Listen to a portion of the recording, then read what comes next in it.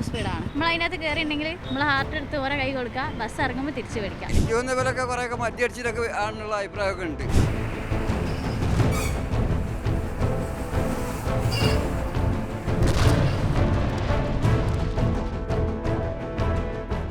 സംഭവത്തിന് ശേഷം എനിക്ക് ഭയങ്കര ട്രോമ പോലെയാണ്. ഇപ്പം റോട്ടിൽ കൂടി പോകാൻ എനിക്ക് പേടിയാണ്. നമ്മൾ കണ്ണാടിയിൽ നോക്കുമ്പോൾ ബസ്സാണ് കണ്ടു കഴിഞ്ഞാൽ പിന്നെ നടുക്കിട്ട് കളിക്കുക, അങ്ങനെയൊക്കെയുള്ള ഓരോ പ്രശ്നങ്ങൾ വരുന്നുണ്ട്.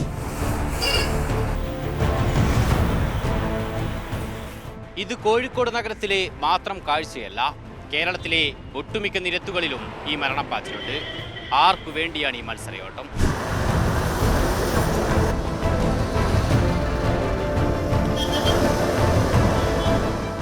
നമ്മളിപ്പോൾ ടൂ വീലറിൽ യാത്ര ചെയ്യുകയാണെങ്കിലും ഒരു സ്റ്റോപ്പിൻ്റെ അടുത്ത് എത്തുന്നതിന് തൊട്ട് മുന്നാണെങ്കിൽ ഒരു ഹോൺ അടിച്ച് ഭയങ്കര ഓവർടേക്ക് ചെയ്ത് വന്നിട്ട് തൊട്ട് മുന്നിൽ കൊണ്ടുപോയിട്ട് ബ്രേക്ക് ഇടും. അത് കുറച്ചവർക്ക് സ്ലോ ആക്കിയിട്ട് നമ്മൾ മുന്നിൽ പോയാലും അവർക്ക് അത് അവിടെ ചാക്കാം. ഒരു ബ്ലോക്ക് ഉണ്ടാക്കുമ്പോൾ അവർക്കും ബാധകമാണ്, മറ്റുള്ള യാത്രക്കാർക്ക് അത് ബാധകമാണ്. പിന്നെ ഓവർ സ്പീഡ് എന്ന് പറയുന്ന സമയത്ത് കണ്ണൂർ റൂട്ടിലൊക്കെ ഓടുന്ന ബസ് ഭയങ്കര ഓവർ സ്പീഡാണ്. അതിൽ ഈ പറഞ്ഞ മാതിരി തന്നെ നമ്മൾ അതിനകത്ത് കയറിയിട്ടുണ്ടെങ്കിൽ നമ്മൾ ഹാർട്ട് എടുത്ത് ഓരോ കൈ കൊടുക്കുക, ബസ് ഇറങ്ങുമ്പോൾ തിരിച്ചു മേടിക്കാം. ഹൈ സ്പീഡാണ്. കണ്ണൂർ, തലശ്ശേരി, പയ്യന്നൂർ ബസ്സെല്ലാം ഹൈ സ്പീഡിലാണ് പോകുന്നത്. അപകടം അവർക്ക് മത്സരം വെച്ച ഓട്ടാണ്. ആൾ മരിക്കുന്ന അവർക്ക് പ്രശ്നമൊന്നുമില്ല. അവർക്ക് വിചാരിച്ചതിനെക്കാട്ടും സ്പീഡിൽ പോകണം.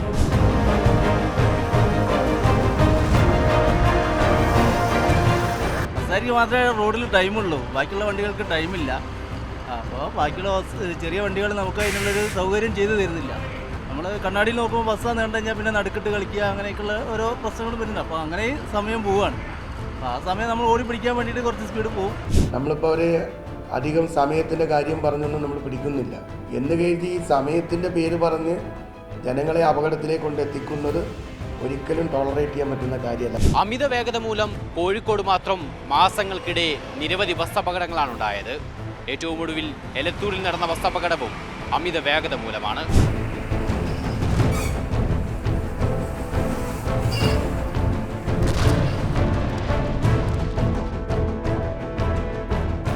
ടിപ്പർ വളരെ സ്ലോയിൽ പോണ്. കണ്ണൂർ മെഡിക്കൽ കോളേജ് ബസ് അവിടെ നിന്ന് തന്നെ കണ്ണൂരിൽ നിന്ന് വരുന്നത്. ആ വരുത്തും ബൈക്കാരനെ വെട്ടിച്ചാണ് എന്താ വെട്ടിച്ചാറില്ല, ബസ് വെട്ടിക്കലും മറിയലും കഴിഞ്ഞാൽ ഒച്ച കേട്ടപ്പോൾ ഞാൻ വണ്ടി സൈഡാക്കി.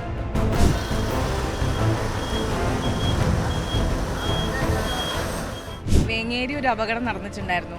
ഞാനും എൻ്റെ അനിയത്തിയും ദിവസവും പോകുന്ന റൂട്ടാണത്. അപ്പോൾ അവളെ ഇറക്കിയിട്ടാണ് ഞാൻ പോവുക. ആ ഒരു സംഭവത്തിന് ശേഷം എനിക്ക് ഭയങ്കര ട്രോമ പോലെയാണ്.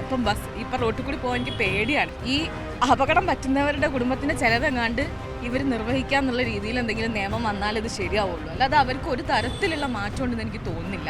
നമുക്ക് ശരിക്കും റോട്ടിൽ കൂടി ഇറങ്ങാൻ ഇപ്പോൾ പേടിയുണ്ട്, നല്ല പേടിയുണ്ട്. ഇവരിത് നിർത്തിയിട്ടില്ലെങ്കിൽ ഭയങ്കര ബുദ്ധിമുട്ടാണ്.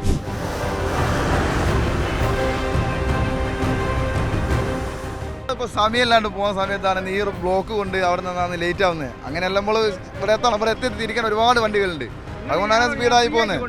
ഓവർ സ്പീഡൊന്നും ഉണ്ടാവില്ല. ഈ കണ്ണൂർ വണ്ടി വളരെ വണ്ടിയൊക്കെ വരുന്നുണ്ടെങ്കിൽ നമ്മൾ സൈഡായി കഴിയുക. കാരണം ഒരു നോക്കൂല, ടൂ വീലറോ ത്രീ വീലറോ ഒന്നും ശ്രദ്ധിക്കുകയില്ല. ഒരു കയറി എങ്ങനെ വരും. നമ്മൾ എങ്ങോട്ട് വയലിലേക്ക് ചാടാൻ പറ്റുക അങ്ങോട്ട് ചാടിച്ചു കൊടുക്കുക. അത് തന്നെ ഓരോ പരിപാടി.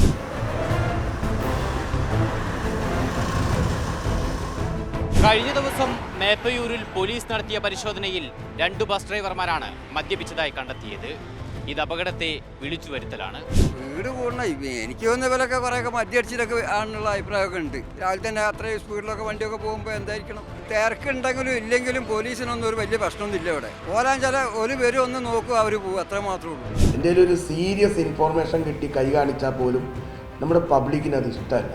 പലപ്പോഴും പോലീസിനെ പരസ്യമായി പോലും വിമർശിക്കുന്ന അങ്ങനെ ഒരു വികാരം പബ്ലിക്കിനിടെ രൂപപ്പെട്ടിട്ടുണ്ട്. ബസ്സുകളെ സിവിയറായിട്ടുള്ള എന്തെങ്കിലും ഇൻഫോർമേഷനോ അവരുടെ ഭാഗത്ത് തെറ്റോ ഉണ്ടാകുമ്പോൾ മാത്രമേ നമ്മൾ ഓടിക്കൊണ്ടിരിക്കുന്ന സമയത്ത് കൈ കാണിച്ചെടുത്ത് ചെക്ക് ചെയ്യുള്ളൂ.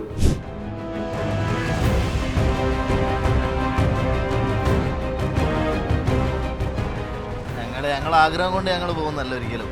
ഈ റോഡിൻ്റെ ഈ വണ്ടികളുടെയൊക്കെ തിരക്ക് കാരണം നമ്മളത് അങ്ങനെ വേഗതയിൽ പോകേണ്ട ഒരു അവസ്ഥ വരുന്നതാണ്. അല്ലാണ്ട് ഒരാളും എനിക്ക് ഇത്ര വേഗത പോകണമെന്ന് പറഞ്ഞിട്ട് ഒരിക്കലും ഒരു ഡ്രൈവർമാരും വീട്ടിൽ നിന്ന് ഇറങ്ങൂല. ഇവിടെ നിന്ന് ഒരു ബസ് എടുത്തിട്ടുണ്ടെങ്കിൽ നടക്കാവിലേക്ക് 10 മിനിറ്റ് ഞങ്ങൾക്ക് തന്ന റണ്ണിങ് ടൈം. ആ 10 മിനിറ്റ് കൊണ്ട് എത്ര സ്റ്റോപ്പുകൾ നിർത്തണോ, എത്ര ആളുകൾ ഇറക്കണം കയറ്റണം, അതിനുള്ളിൽ കൂടെ ഈ കാറുകളും വേറെയുള്ള വണ്ടികളൊക്കെ നമ്മൾ തടസ്സം സൃഷ്ടിക്കുന്നു. സ്കൂൾ വിടുന്ന സമയത്തൊക്കെ ഈ റോഡിൻ്റെ സൈഡിൽ വെച്ചിട്ട് ഇംഗ്ലീഷ് പള്ളി മാർക്കറ്റിൻ്റെ സൈഡിലൊക്കെ വെച്ച് ചരക്ക് ഇറക്കുന്നതും അങ്ങനെയുള്ള കുറേ ബുദ്ധിമുട്ടുകൾ ഞങ്ങൾക്ക് ഉണ്ട്. ആളുകൾ ഈ ജോലി എടുത്തു കഴിഞ്ഞാൽ ഈ പറയുന്ന പോലെ ഈ ജോലി എടുത്താൽ അവർക്ക് അതിൻ്റെ ബുദ്ധിമുട്ട് മനസ്സിലാക്കും.